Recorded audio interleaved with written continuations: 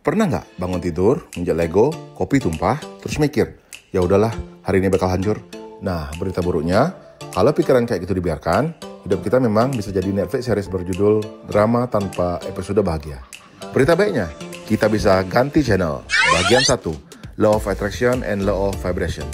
Viking bilang, Law of Attraction itu kayak kita pesan ojek online ke alam semesta. Kalau pikiran kita positif, kita kayak ngasih alamat jelas ke driver. Mas, tujuannya ke surga bahagia nomor 10.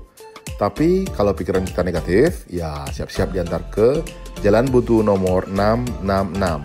Tapi masalahnya, pikiran positif aja nggak cukup. Kalau di kepala bilang aku bahagia, tapi di hati nyanyi lagu galau, frekuensinya bentrok. Makanya, Fek bikin konsep baru, Law of Vibration.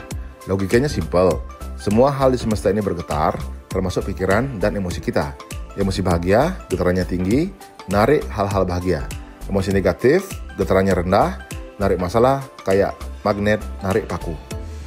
Bagian 2, cara naikkan frekuensi. 1, kumpul sama orang positif. Teman yang vibes-nya cerah itu kayak wifi booster buat hati kita. Yang toksik, mereka itu kayak spam email, nggak berguna dan bikin penuh memori. 2, body language positif. Senyum, meski lagi pengen marah sama macet, itu kayak nge-cheat hormon endorfin. Bahkan, berdiri tegak 2 menit sehari bisa ningkatin testosteron 20%. Bayangin, cuma berdiri gagah, kita bisa upgrade jadi versi boss mode. 3, me time and nature time. Kalau kita perlu jadi antisosial sementara, biar baterai hati ngecas lagi. Main ke teman, kena sinar matahari, itu kayak perbayang gratis untuk mood. Bagian 3, putuskan rantai toksik.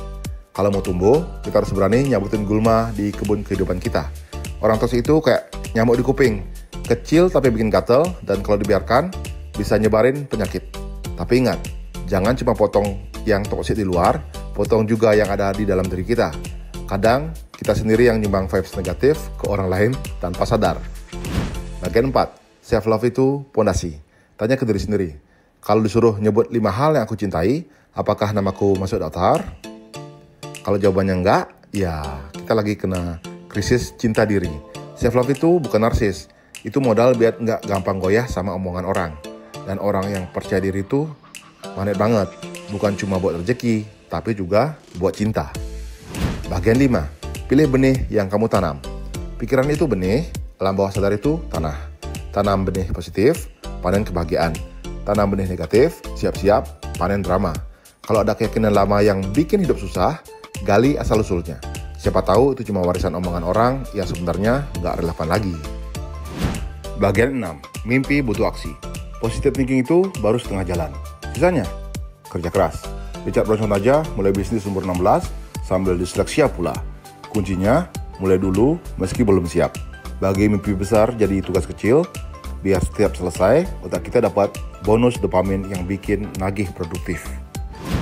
Bagian 7, kontrol reaksi bukan dunia. Kita nggak bisa cegah hujan badai, tapi kita bisa pilih mau menari di bawahnya atau ngedumel sambil kebasahan. Kalau terus-terusan main peran korban, frekuensi kita nyungsep. Tapi kalau kita lihat kesulitan sebagai personal trainer kehidupan, kita naik level. Ingat, hidup itu kayak playlist Spotify. Kalau lagu yang diputar bikin sedih, jangan marah ke Spotify, ganti lagunya. Naikkan frekuensi, kirim vibes positif, dan lihat gimana alam semesta bilang, oke, gue puterin lagu favorit lo sekarang.